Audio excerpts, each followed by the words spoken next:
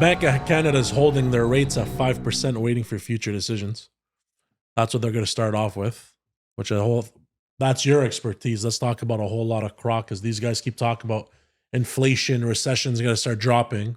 Yeah. And out of nowhere, they said we're not entering a recession, but I don't know how long we've been in the recession. We're in a recession. So what are these guys talking about? Sometimes I just want to be smoking whatever they're smoking. I'm telling you, if that's imported, I'll take it. Yeah, like I think the biggest thing is that so the inflation number came up in December, right? So what happens in December? Unnecessary spending. What's everybody doing? Buying, gifts for their loved ones, spending money like that. Everybody's waiting there for their credit card bill, right? So I think in the next few months is probably going to be a low point of inflation, just because not many people are going to be spending. But I think it was probably the right move to hold it and just to see what happens, because I think if people think by the end of the year we're going to be down 1%, I think that's a long ways away. I don't think we're getting that. You think it's going to take 365 days to drop 1%? I think it's going to take more than that. You think so? I hope so. Because if they start so here's the thing. Let's say you drop it by 0.5, right? What happens immediately? All of a sudden, the people that can't qualify for a certain number of a home, or what price point they can't qualify, all of a sudden they're qualifying more than that. And then what's that going to do with inflation? Right away, revert it back. Prices right over the roof again. That's what I think. I mean, we as a nation have obviously shown that we're not responsible with money. But nobody is. I don't think any nation is. It's just a natural habit of a human. It's just like, oh, money's available. Let's go. Right? Well, I guess everyone still clings to the fact that when you're 18 years old, you got a credit card, and they don't realize it's not your money. Yeah, basically a loan with heavy compound interest. Yeah, I don't think we're going to see a rate drop probably till the end of March. Not even a single one. I think that's what I think. But I'm going to agree with him. But one thing. Oh, what's going on here? I think one thing we got to also look at too is that the variable rate only affects a few people. It affects people's line of credits and people's variable mortgages. It doesn't affect fixed mortgages, right? So fixed mortgages are actually lower than whatever the benchmark is. So were they lucky that they went with a fixed then? No, the people that are fixed are good. But even people now, like there's some lenders that are offering 4.99, and I think we're going to start seeing them go down to 4.7. So that's one of those things that I look at too. Is the Canadian bond market is what drives that? Yeah, it's what drives the 100% fixed rates. So I think that's one thing. Like, yeah, you might not be able to get 3%, but if you can get 4.5% or something like low fours on a fixed rate 5-year term, it might make your next 5 years of your purchase much better than opposed to. I think the catastrophe that's heading our way is RBC alone, right? $3 billion in mortgages coming up in the next year and a half. $3 billion. This is what I was told. Obviously not confirmed. I haven't looked up an article that are up for renewal. Yeah. So this is what I was told from different mortgage agents, right? So how real and accurate. Yeah, over the next year we have a lot of mortgages coming. We have a lot of mortgages coming up. Yeah. I think that he's absolutely right. You've got a bunch of people right now that are just tired. They're under pressure, and as soon as the rates come down and they're relieved from it, they're just going to start spending. They're going to go on vacations. They, okay, listen, my line of credit interest rate went from 14% to whatever, 9%. That saved me $200 a month. Yeah. Let's go buy a bigger car. Because you get accustomed to spending a certain amount every month. Sure, it's a new lifestyle. And it's a new lifestyle, exactly. And I think the one thing too that people are forgetting is just because somebody's mortgage is due doesn't mean they're going to be selling their house and all of a sudden they don't own a house anymore. They still got they need a place to live. So yeah, maybe they had a mortgage for $700. Okay, you know what, honey? Maybe we go buy a townhouse for $550. Yeah, maybe we downgrade for the next 5 years, and then in 5 years from there, because most of these people are probably going to have equity in their home that they've purchased from 5 years ago. So are you saying that if they hold the rates for a year, it's going to reflect on the price, which is going to be better for the qualified buyers regardless, because otherwise it's just going to go back into the same effect? Yeah, so I think if they take their time lowering the rates, it's going to minimize the inflation that's going to be happening. I think we're going to see a spike in March, April, May anyways, just because that's when the spring market does tend to pick up. And we saw that last year. Spring market prices went right back up. And it lasted throughout, till July. Then July, August, September, it slowed down. Here's reality. We're the capital city. You're not supposed to be able to buy a townhome for $250,000, guys. It's not.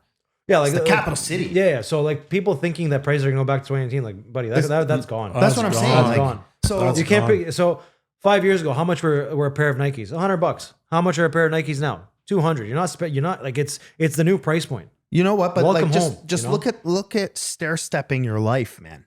If you're a young couple in your mid 20s, you don't even have a kid and you just have a dog, you should have a condo, not a 3-bedroom townhome. Yeah. Now look, kudos to you if you can afford it and you know whatever. I'm not saying like everybody should not, don't go buying a townhome, but I'm saying is like let's talk about what the normal life cycle should be. Yeah. You start here and then you stair step it into your dream home. Yeah, you go condo, small townhome, bigger townhome, end unit maybe. Then you go to a smaller single. Then maybe you get a big single when you guys have 3 kids. That's exactly how it's supposed to be. But the problem was when you're doing houses at $400K, townhomes, yeah, they're going to buy the townhome because they were able to afford it. And now when you inflate these interest rates, like understand how people get approved for mortgages is based on your monthly payments and your debt service ratio, really is what it is. So as soon as they bring those rates down, to his point, people are going to start to get approved for more. And we as a generation have obviously not shown any responsibility. Like right previous now, generation. right now, the biggest pressure cooker in the real estate market is 600 and below. Yeah. Anybody in that range of 400 to 600. So basically, pretty much anybody making just under 100 grand is going to be approved just under 400K, right? You got it. Anybody making over 100 to 150, 180 as a household is probably going to be in that range of 500 to 600 range, right? Correct. And that's basically 98% of first-time home buyers. Like, you know what I mean? So Is that actually the stat? It's not. No, I'm just like throwing it out there. Or but a like, lot of these people you're seeing nowadays, you're you're basically all the pressure is at the lower point of the market, which is under 600K. Anything over 600K, there's definitely like it takes longer to sell those homes. Those homes aren't selling like hotcakes, right? You price something well under 600, like you put price to sell, it's getting sold within a week. I'm still seeing that. Oh yeah, bidding wars and everything. Yeah. Like there's still bidding wars. There was one house on. I'm going to tell you this. And it's a flipped. It's a home that was bought as a flip. It's something West Harrington in Crystal Beach. Okay. They put That's a hot neighborhood though. Yeah, I mean it's what is that? Britannia. Yeah, it's a nice little place. It's not great. Doesn't have a beside garage. Bayshore. Yeah. Like it's close to like a hoodish area, right? So it's not great, but still, they listed at 500. It's worth way more than 500, right? But they wanted to see where the market would end up. They got 21 offers in 5 days.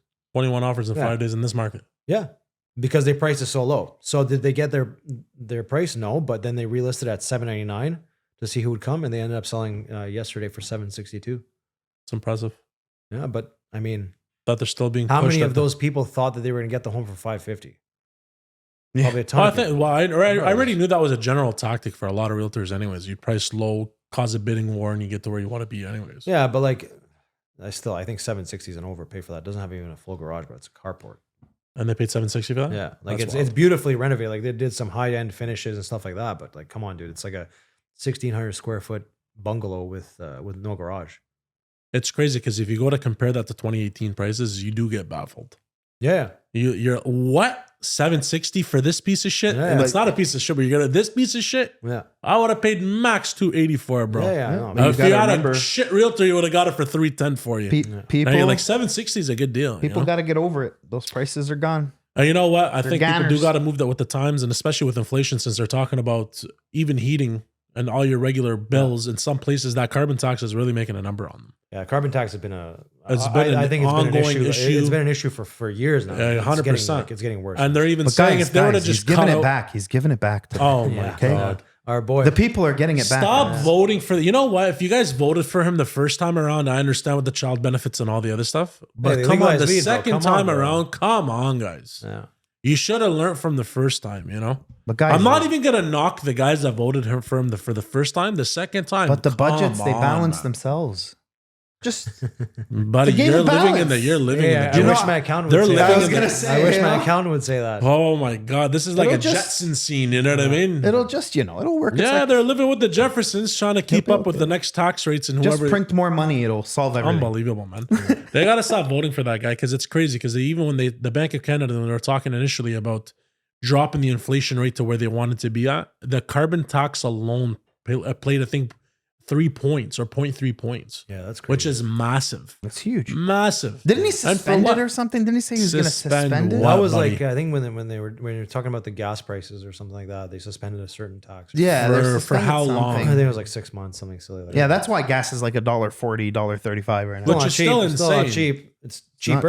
cheap. It's Which cheaper. is still insane because when I just came back from Texas to fill up a friggin' Nissan Pathfinder, it cost me $32 empty to full, and it was coughing, buddy. I was coughing. I drove it to the last liter or the Yeah. gallon there. So it's crazy because if you look at the gas rates here, $1.40, $1.36 is still wild. You're talking gas Costco rates at $1.30, bro. Yeah, You know what I mean? Typical's at $1.40. Costco's deal is not that great anymore. For And the whole we're trying to deter people from climate change and whatever. People are still gonna have to drive. They're still. Oh, you gonna, think to get by to gas point we're A gonna to point just change the world's pollution? Is that the And they're EV electrician- cars are not even doing what they were doing. It was I a don't big even wanna- fad, Just and take now it it's out. over. Trudeau, just take out the carbon tax. It's done nothing for nobody but line your pockets and the people that you're in. By the way, at this point, the people are sick and tired of it. You know, people want to be We'll able see to what hit the- happens when the elections happen again. But you know, there's I was reading online. There's what do they call it? Like an inverse in immigration. There's more people. There's Exiting? Canadians like exiting, Yeah, moving.